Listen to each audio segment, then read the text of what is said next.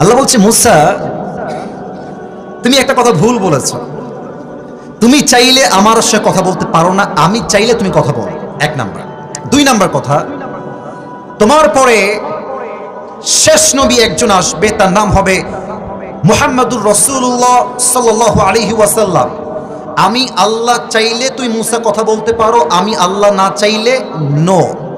তবে সেই নবীর উম্মতরা যখন চাইবে, আমি আল্লাহ চাই কিংবা না চাই, দ্যাট ডাজন্ট ম্যাটার, তারা যখনই চাইবে তারা আমার সঙ্গে সরাসরি কথা বলতে পারবে। কিভাবে?